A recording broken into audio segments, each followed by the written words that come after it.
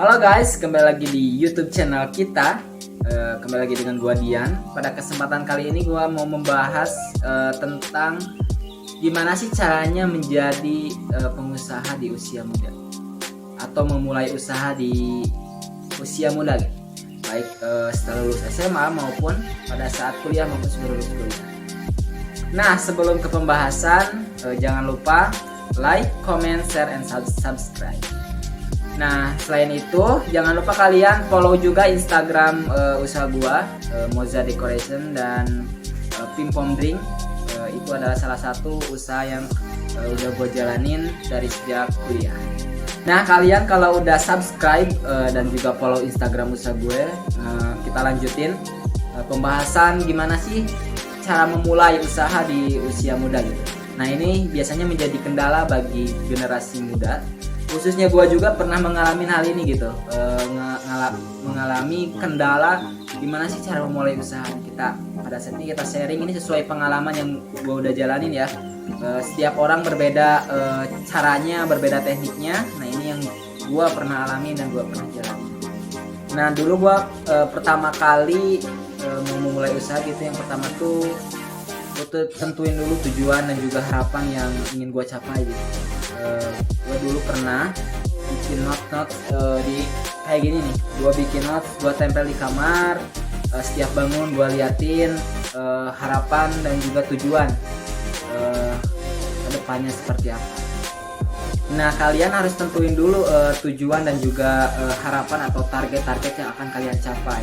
Nah, seperti tujuannya kita mau usaha apa nih, kita mau bergerak di bidang apa, mau misalnya di makanan dan minuman, kita bergerak di bidang jasa atau bergerak di bidang yang lainnya. Kita harus tentuin dulu kita mau bergerak di bidang apa, biar nanti kedepannya kita terarah gitu tujuannya mau kemana. Kemudian harapan dan juga target-targetnya harus ditulis juga, seperti 1 sampai 10 bulan kita harus mencapai target apa nih. Seperti kita mencapai target, misalnya targetnya nih 1 sampai 10 bulan gua harus sudah memulai usaha, seperti itu harus targetin. Jadi ada jangka, ada waktunya gitu, biar nanti kita bergeraknya enak gitu. Jadi ada patokannya, ada patokan waktunya.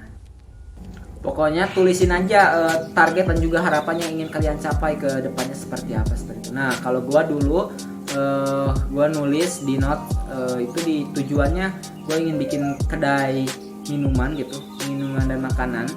Nah, gua tulisin nih di note, bikin kedai minuman dan juga makanan dengan harapan atau target 1 sampai 2 bulan gua harus bergerak nih, udah mulai gitu dengan modal yang minim. Kemudian target selanjutnya kita harus gua dulu tuh targetin gua harus bisa dapetin omset nih 1 bulan berapa juta gitu. Gua dulu targetin 15 juta per bulan bisa dapat omset gitu. Jadi harus ada terukur gitulah, nanti ke depannya kita mau bergerak mencapai tujuan gitu. Nah, yang pertama kalian harus ingat itu, yang pertama itu tadi mencatat atau menulis tujuan dan juga harapan atau target-target yang ingin kalian capai, biar nanti bisa terukur gitu tujuannya mau kemana. Nah, selanjutnya jangan terlalu banyak menuliskan ide, cukup fokuskan saja satu ya, satu atau fokuskan satu tujuan, kita mau mencapai apa. Jadi jangan sampai banyak tujuan tapi gak ada yang kecapai gitu, cuma juga kan. Kita targetin mana sih prospek yang bagus gitu, yang menurut kita ini kedepannya bakal bagus gitu, bakal baik, bakal berkembang dan juga bakal memenuhi kebutuhan kita kedepannya, seperti itu. Nah, yang kedua yang pernah gua alamin caranya yaitu perencanaan. Karena tadi sebuah tujuan dan juga harapan dan juga target kita tulis, nah selanjutnya kita rencanain untuk mencapai tujuan dan juga harapan atau target-target yang ingin kita capai. Nah, kalian bisa rencanain pertama dari produknya apa, kemudian modalnya dari mana, target pasarnya siapa, lokasinya di mana, sistemnya bagaimana. Kita rencanain di bagian-bagian itu. Misalkan produknya mau apa nih, apakah mau di produk minuman, makanan, di bidang jasa, penyedia misalkan kita punya keahlian atau hobi di desain, nah kita bisa menawarkan di desain seperti itu. Kemudian kalau udah nentuin itu direncanain, nah gua tujuannya mau ini nih, nah kita udah tentuin, kemudian lanjut ke modal. Nah modalnya dari mana untuk mencapai rencana yang pertama, untuk mencapai tujuan ini nih, untuk mencapai tujuan target usahanya mau apa gitu, modalnya dari mana. Nah kalian bisa manfaatkan modal itu yang pertama dari hasil keringat sendiri, hasil dari bekerja, hasil dari magang, hasil dari apa aja kalian bisa gunain itu hasil dari keringat sendiri gitu. Yang kedua modal dari orang tua, modal dari orang tua, kemudian modal dari pinjaman baik dari pinjaman teman, saudara, atau dari pihak bank, seperti itu kita bisa manfaatkan. Kemudian kolaborasi dengan teman gitu, kolaborasi ini kita punya ide nih, idenya seperti ini. Nah kan misalkan kita punya teman nih, yang temannya yang berada gitu istilahnya, kita kolaborasi dengan mereka, kita join dengan mereka, kita bisa menghasilkan modal. Nah kalau modal udah misalkan perencanaan produk udah ada nih, modalnya udah ada, kemudian target pasarnya siapa, kita tentuin dulu target pasarnya, apakah mahasiswa atau masyarakat umum, atau kemudian adik-adik SMA atau apa itu. Target pasarnya kita tentuin. Kalau udah ditentuin target pasar, nah tempatnya mau di mana, mau di pinggir jalan kah, mau di pasar kah, mau di kampus kah, kita tentuin. Nah kalau udah ditentuin itu, lanjut ke sistemnya bagaimana, apakah kita menggunakan pegawai, apakah kita yang jualan sendiri, atau kita kolaborasi dengan teman. Nah ini saran dari gua ya, misalkan kita dari modal dulu nih, karena produk kita udah tahu ya, kita ke modal. Misalnya kita punya orang tua istilahnya berada, kita istilahnya manfaatkan dalam kata baik ya, manfaatkan biar orang tua kita yang ngasih modal ke kita, sehingga kita bisa memulai usaha. Manfaatkan dengan baik, kemudian misalnya dari teman pinjaman, manfaatkan dengan baik agar bisa tercapai. Kemudian Bang, misalnya mana dulu nih yang harus kita tentuin, target pasar atau produk dulu nih. Nah ini ada beberapa opsi, kalian bisa nentuinnya, direncanainnya boleh produk dulu, boleh target pasar dulu. Tapi kebanyakan biasanya di target pasar dulu nih. Masalah di lapangan apa sih yang ada gitu, apa sih yang dibutuhin sama orang-orang gitu, yang dibutuhin sama orang-orang apa. Jadi kita memenuhi kebutuhan itu, kita keinginan mereka bisa terpenuhi sama kita gitu. Itu bisa salah satunya. Kemudian bisa kita juga tentuin produknya dulu, produknya mau apa, nanti target pasarnya menyusul. Seperti itu, bisa seperti itu. Itu menurut gua tidak mutlak ya, itu hasil dari pengalaman gua ya. Nah kalau gua dulu cerita dulu, gua dulu pernah usaha semester 2 waktu kuliah, bareng temen gua dulu jualan. Gua rencanain gue pernah perencanaan gua pengen buka usaha nih, produknya makanan dan minuman, gua rencanain. Kemudian modalnya dari mana? Nah gua dulu manfaatin hasil dari uang jajan yang dikasih sama orang tua, kemudian sebagian ada dari orang tua juga, kemudian ada kolaborasi dengan teman juga. Itu untuk modal yang gue pernah alami. Ketiga, target pasarnya. Nah target pasarnya gue kan, ini di kampus nih, di kampus lagi butuh, di kampus banyak mahasiswa pasti butuh makan dan minum, butuh cemilan kayak gitulah. Gue rencanain itu, gue targetin itu target pasarnya. Kemudian sistemnya gimana? Nah gue rencanain dulu sistemnya, gue kolaborasi dengan temen nih. Ada temen gue 2, orang Aceh 1, orang Bogor 1. Gue rencanain dia gabung. Pertama sih perencanaannya temen gue dulu yang dari Bogor gitu, gue ajakin, mau gak nih kita usaha nih, gue punya ide bikin usaha ini dia mau. Kemudian ternyata ada temen sekamar gue dari Aceh, juga. Nah, itu akhirnya kita rencanain dari produk yang tadi udah tentuin ya. Dulu produknya adalah makanan minuman, makanannya sosis dan aneka seafood lah. Kemudian minuman, kemudian modalnya tadi udah ditentuin, kemudian target pasarnya siapa, kemudian target pasarnya siapa, kemudian tempatnya di mana. Tempatnya gue kebetulan dulu tempatnya di kampus, di dalam kampus. Kebetulan gue pindah-pindah nih, di depan ruang BEM, pindah ke depan lab, kemudian pindah di bawah saung-saung. Gue pernah gitu ngalamin kayak gitu. Gue rencanain kayak gitu nih, tempatnya di kampus nih, cocok. Udah tempat udah direncanainya ada, kemudian ngajakin temen gitu. Nah, kalau udah semua, yang pertama tadi tujuan kita dan harapannya udah kita tulis agar kita mau bergerak, kemudian yang keduanya kita rencanain. Nah, ini tahap yang paling penting. Yang ketiga adalah pelaksanaan. Kita ngelaksanain apa yang kita tulis di tujuan dan harapan, kita laksanain rencana yang kita udah rencanakan kayak gitu. Kemudian di pelaksanaan. Nah, tadi karena gue cerita tentang dulu ya, tentang rencana, kemudian selanjutnya gue laksanain. Nah, gue laksanain dulu, akhirnya gue laksanain gitu rencana-rencana yang pernah gue tulis dan gue temuin. Nah, buat kalian di pelaksanaan, kalian cukup ikuti aja alurnya apa yang kalian rencanain. Yang pertama dari produknya, tentuin aja, buat aja apa yang mau direncanain. Misalnya produk makanan, bikin sosis, ya udah beli sosis gitu, ini salah satu contoh ya. Kalian beli sosis, beli seafood yang mau dibakar, kalian beli produknya, tinggal laksanain aja apa yang kalian rencanain. Kemudian modalnya tadi tinggal laksanain aja. Nah, gue mau minjem nih dari saudara, udah tinggal pinjam aja ke saudara, mau ngasih atau enggak, ya laksanain aja. Kemudian di pelaksanaan ini biasanya paling berat sih, menurut gua paling berat. Karena apa?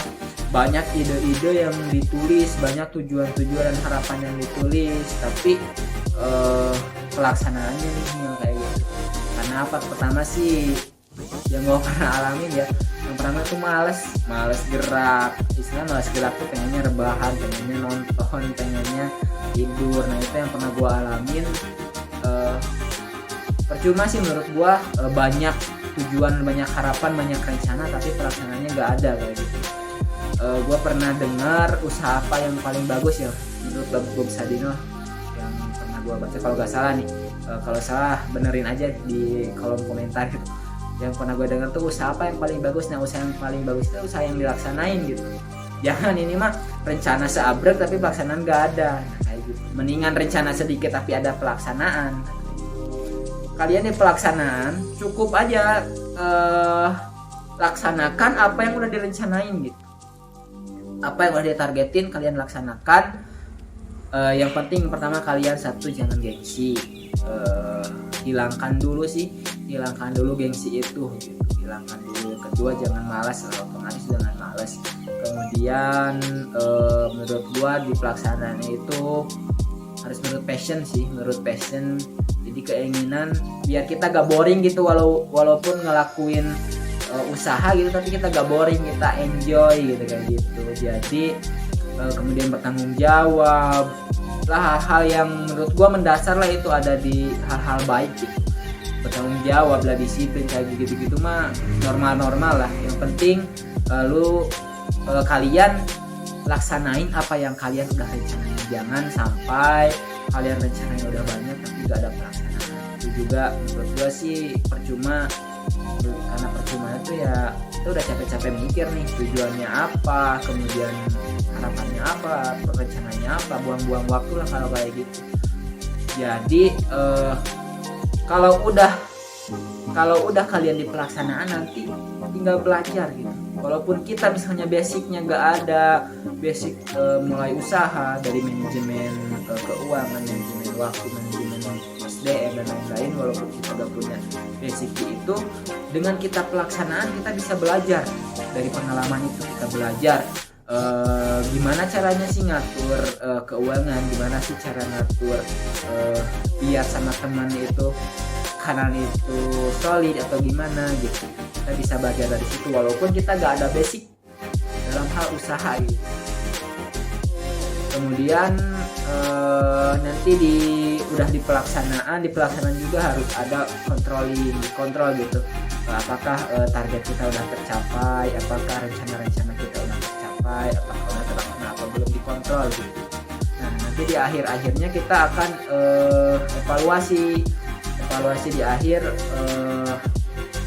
apakah benar nih target kita udah tercapai nih, target 1-2 bulan ini udah tercapai apa belum, rencana kita udah terlaksana apa belum. Nah, nanti di akhir itu akan menjadi sebuah ilmu yang berharga gitu buat kita, buat menjalani usaha yang lebih besar. Nah pengalaman gua dulu, alhamdulillah rencana, harapan dan tujuan dan rencana gua udah berjalan, udah laksanain gitu, dan akhirnya berlanjut sampai lulus kuliah. Dan akhirnya gua sekarang udah mulai usaha, istilahnya udah usaha yang udah istilahnya udah tujuan dan harapan gue udah tercapai gitu. Dulu gue pernah berharap punya omset 15-20 juta, dan alhamdulillah gitu setelah lulus kuliah yang gue tulis di note itu alhamdulillah udah tercapai gitu kan. Jadi kalian jangan kecil hati lah untuk bermimpi. Gue pengennya dulu nargetin nih berapa tahun ke depan gue harus punya apa. Nah, ini gue sekarang mau bertahap menuju tujuan-tujuan yang lebih besar. Nah buat kalian yang mau usaha, itu adalah cara yang gue lakuin dulu ya, yang pernah gue alamin. Yang pertama itu tadi gue tulis dulu tujuan dan juga harapan. Tujuannya mau usaha apa, harapannya seperti apa ke depannya. Kemudian kalau udah ditulis tujuannya itu sebagai apa, sebagai motivasi agar kita mau bergerak seperti itu. Kedua, kita di perencanaan, kita rencanain dari produknya apa, modalnya dari mana, kemudian tempatnya di mana, kemudian target pasarnya siapa, kemudian sistemnya bagaimana, kita tentuin direncanain. Dan yang ketiga adalah pelaksanaan. Lu laksanain apa yang menjadi tujuan, harapan, lu rencanain apa yang laksanain apa yang sudah menjadi sebuah rencana, lu laksanain apa yang udah kalian rencanakan. Nah itu adalah cara yang gua lakukan agar bisa berusaha di usia muda.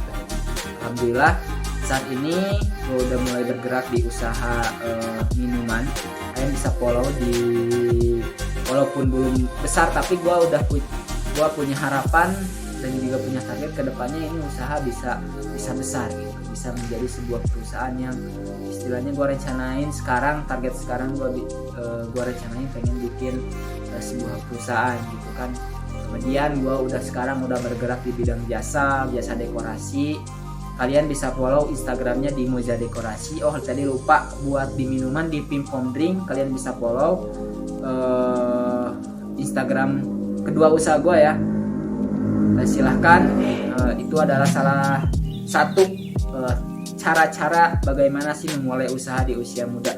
Nah cara-cara ini setiap orang berbeda-beda, jadi gua caranya beda, orang lain caranya beda, itu tergantung istilahnya pribadi kita gitu. Kembali ke kita lagi seperti apa. Kalian bisa belajar dari buku, dari teman-teman yang udah berpengalaman, dari orang lain, dari teman saudara. Kalian bisa belajar bagaimana cara memulai usaha di usia muda gitu. Menurut gua usaha di usia muda itu adalah suatu kesempatan gitu. Kenapa menjadi sebuah kesempatan? Karena yang pertama tenaga kita masih kuat gitu. Kesempatan untuk menghabiskan kegagalan itu sangat masih terbuka gitu. Kesuksesan masih terbuka. Beda lagi kalau kita udah berumur gitu. Jangan sampai kita nyesel di akhir masa tua kita gitu. Gua nyesel nih dulu, kenapa sih gua di waktu muda gua gak mulai sih usaha kayak gitu. Jadi jangan sampai Jadi jangan sampai hal itu terjadi di kalian. Nah itu tips atau cara-cara yang gue lakuin. Jangan lupa follow Instagram usaha gue kembali lagi, Moza Dekorasi dan Pipomding. Kemudian jangan lupa like, comment, dan subscribe. Dan mohon maaf apabila ada salah kata, dan apabila ada saran dan juga kritik silahkan tulis di kolom komentar. Terima kasih. Assalamualaikum warahmatullahi wabarakatuh.